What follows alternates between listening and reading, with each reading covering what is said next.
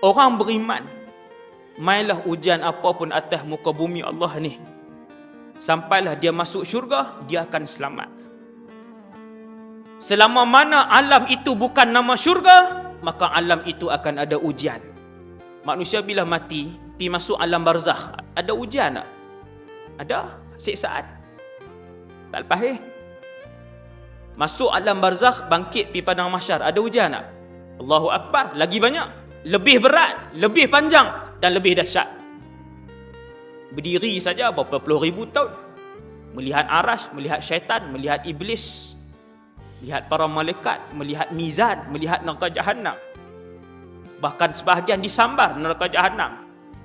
Selama mana alam itu bukan syurga, maka dia masih ada ujian dan masih ada siksaan daripada Allah Subhanahu wa taala. Dan Rasulullah pesan, apapun ujian itu, di manapun alam itu, seberat manapun ujian dan dugaan daripada Allah itu, orang beriman sentiasa selamat dan sentiasa disenangkan oleh Allah Azza wa Jalla. Kunci dia keimanan yang tidak berbelah bagi kepada Allah Subhanahu wa taala. Itu je. Dajjal mai, makanan tak ada. Setahun. Hujan tak turun setahun. Orang beriman selamat ke ya Rasulullah? Nabi kata selamat.